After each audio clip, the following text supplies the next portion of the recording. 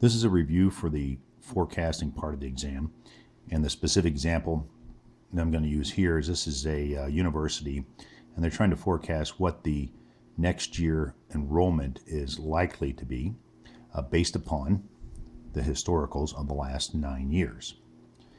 And so what we're going to do is we're going to do a trend analysis, and you can see the output here from Minitab, and then we'll also do a moving average with a moving average of 2 periods, or year 8 and 9 as an example, in order to come up with what the forecast is going to be. Then we're going to look at the MAPE, and then we will make a decision on what is the actual forecast enrollment for this university next year. And with the reason being that they obviously want to staff up and have the right number of classrooms and have the right number of professors and all the support infrastructure available in order to accommodate the enrollment that's likely to happen. So the first thing we do, starting at the top, we ask ourselves, what is an appropriate research question? And for this one, it'd be pretty straightforward. You just say, what is the enrollment, the forecast enrollment going to be for next fall? And with the purpose being that we want to understand how much staff and facilities and other arrangements and resources need to be available in order to provide the students with the proper service. We'll just go down the questions here one at a time. The first one is, which is the dependent variable? The dependent variable is the outcome, and in this case, does enrollment drive the time period, or does the time period drive enrollment? So basically the enrollment would be driven by time, and so therefore we would pick enrollment as the dependent variable. Okay. The independent variable is time, because time is going to drive the outcome variable of enrollment. And we're going to denote that as T. Normally what we've done in the other regression analysis models is we've described that as X, but we just substituted T for X since we're doing a time series. So now, what is the expected forecast for period 10? And before we get there, what I'd like to do is first draw a causal model for this situation. Okay. And the causal model is going to be pretty straightforward. You're going to have time. Our time over here is the independent variable on the x-axis, and then you're going to have enrollment and the y-axis. And this will look pretty much like this. I'm just going to sketch this out here real quick, because that's going to be one of the things we're going to do down here. And we're going to come in, and on the x-axis is time, on the y-axis is students, and that's in thousands. And so we go 1, 2, 3, 4, 5, 6, 7, 8, 9, 10. And we'll label those. And then when I go 2, 4, 6, 8, 10, 12, 14, 16, 18, and let's extend that to a 20. This is 2, 4, 6, 8, 10, 12, 14, 16, 18, and 20. And here again, I don't take off for artistic ability, or in my case, lack thereof. So next thing we want to do is say, what is the expected forecast for period 10 using a moving average of 2? And this is pretty straightforward. All we do is we come in, we take the last 2, this is on the moving average of 2, so we take 17.2 and 18.1, and that's 35.3. We divide by 2 because that was a number of periods that we're developing this moving average forecast across. And so you're going to get 17.65, and that's in thousands. And that would be the enrollment using a moving average model.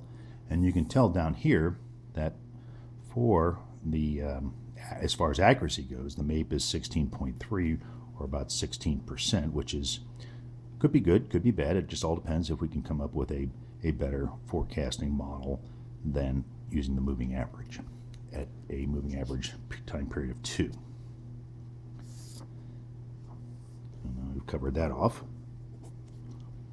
What is the equation for the linear regression forecast, or that trend? And for this one, it's really pretty straightforward, and this will come right out of Minitab, and you'll see this. And so the forecast y at t, and we're going to pick a time period of the expected time period for period 10. And so we would say, okay, well, y for t, or the expected forecast enrollment y at 10, is equal to 4.7 plus 1.5 times t. So in this case, all we do is we take 4.7 plus 1.5 times 10, right? And that's equal to the forecast. And there's always going to be some error in here, but let's not talk too much about that because that's really kind of considered over in the accuracy measures as well. So we got 4.7, so then we have 4.7 plus 1.5 times 10 is 15. And so your forecast is 19.7 thousand students. But here you pick up a mean percent error of about 5%. So clearly you're leaning toward the trend analysis at this point, given the MAPE. So the other thing we want to do here is we want to understand what that relationship is. You could have done this up here as well, and we've labeled those. All right.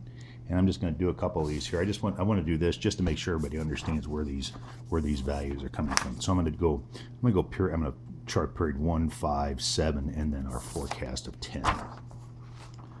So period 1, the enrollment is 6.5, which would be about here. And again, it's not an accuracy sort of thing. I'm just trying to understand what that relationship is.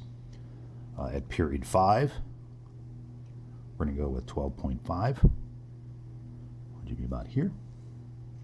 At period 8, I'm just going by the chart here. Period 8 is going to be 17.2, which would be about here.